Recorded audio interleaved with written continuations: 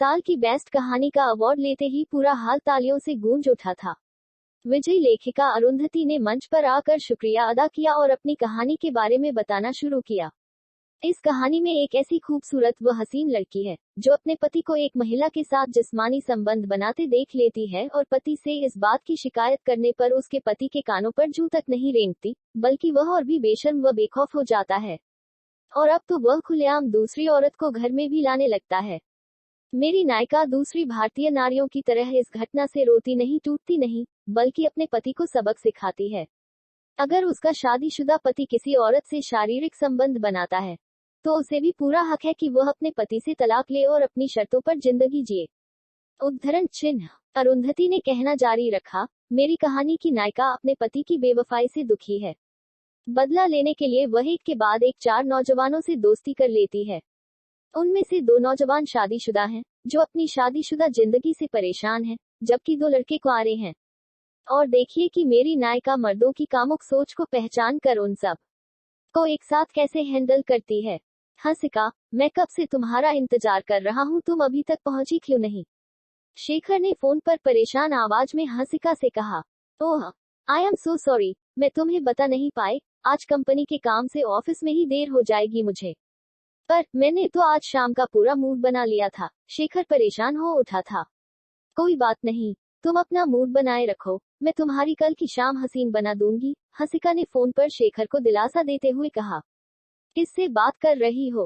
Hotel के कमरे में घुसते हुए आर्यन ने पूछा।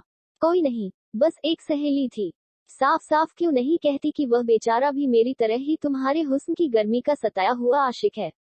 न जाने तुम में ऐसी कौन सी कशिश है जो हम आशिकों को तुम्हारे पास बार बार आने को मजबूर करती है। हम परवानों की बस इतनी सी इबादत है, बस तेरे हुस्न में झुलसने की आदत है। यह कहकर आर्यन ने अपनी हंसिका को बाहों में भरा।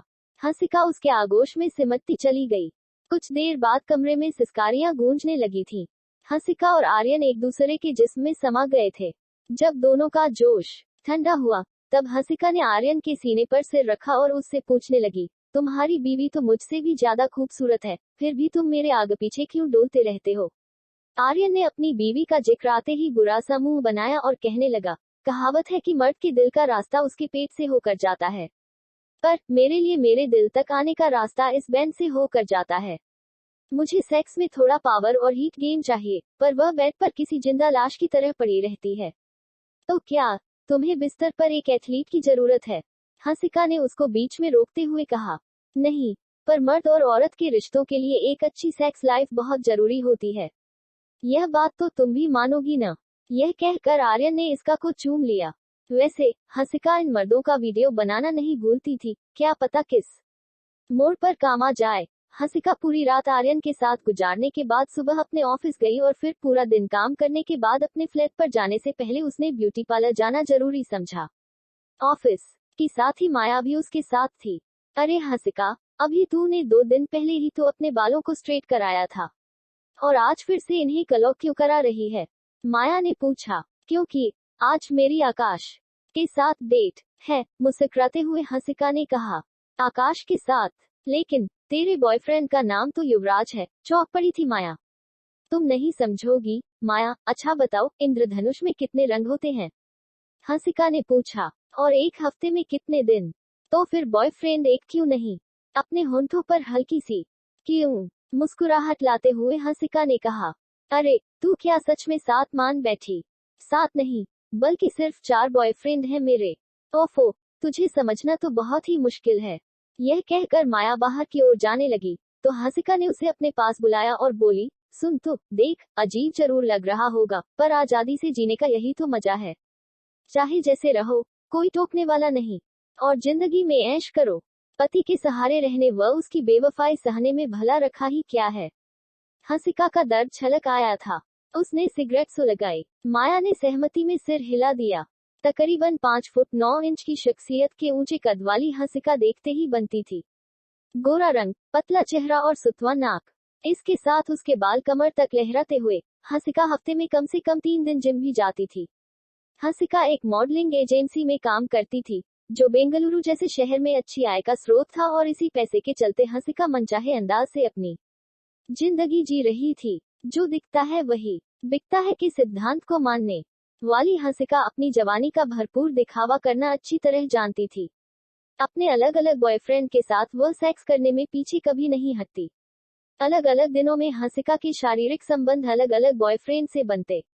हंसिका के बॉयफ्रेंड यह बात अच्छी तरह जानते थे कि हंसिका के संबंध उन लोगों के अलावा और लोगों से भी हैं, पर उन्हें इस बात से कोई फर्क नहीं पड़ता था, क्योंकि हंसिका जैसी खूबसूरत लड़की पर एकाधिकार दिखाकर वे उसे खोना नहीं चाहते थे। उनके लिए तो हंसिका जैसी दिलकश हसीना के शरीर को भोग लेना ही बहुत बड़ी बात थी। आज हंसिका की डेट आकाश के साथ थी। आकाश एक समय में हंसिका का फेसबुक फ्रेंड था। आकाश शादीशुदा था। वह अपनी पत्नी की बेवफाई से दुखी था।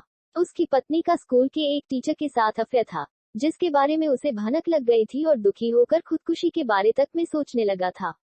अपनी निराशा से जुड़ी बातें आकाश ने फेसबुक मैसेंजर पर हंसिका से शेयर की, तो हंसिका को मामले की गंभीरता के बारे में पता चला। उसने अपनी बातों से टूटे हुए आकाश को दिलासा दी और उसे मिलने के लिए बुलाया। दोनों में मुलाकातें होने लगी।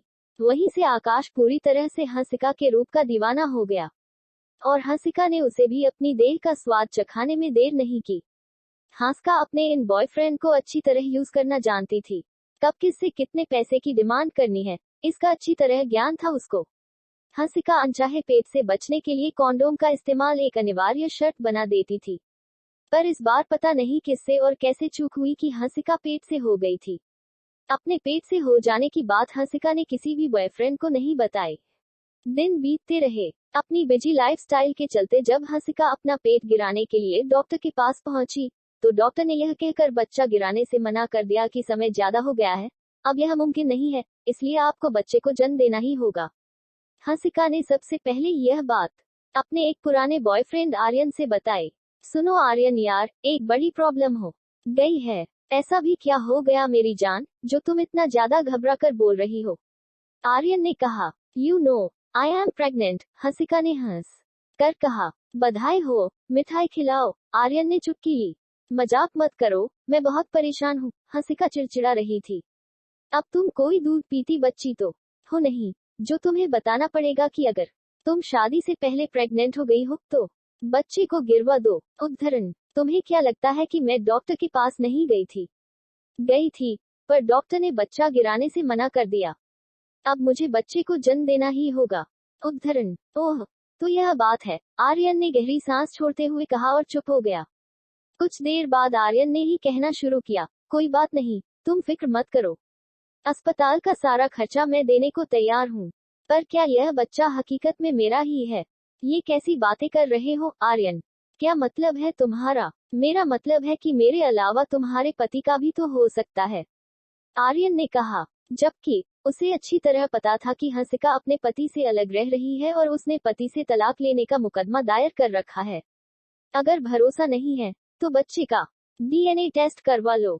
डीएनए टेस्ट करवाने की बात तो आर्यन के मन में भी आई थी, पर अगर डीएनए टेस्ट में बच्चा किसी और का निकलता तो बहुत मुमकिन था कि आर्यन को हंसिका से विरक्ति हो जाती और वह उसे खो देता। तो अरे, ऐसी कोई बात नहीं है, तुम जरा सी बात में नाराज हो गई।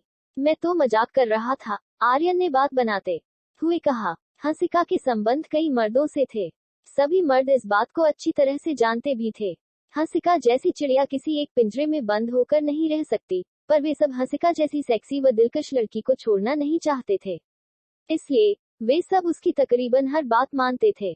हंसिका ने इसी तरह बारी बारी से अपने सभी बॉयफ्रेंड्स को अपने पेट से होने की बात बताई और उन सब ने भी कमोबेश यही कहा कि हंसिका बच्चे को अस्पताल में जन्म दे और वे लोग उसे हर तरह का खर्चा देने के लिए तैयार हैं।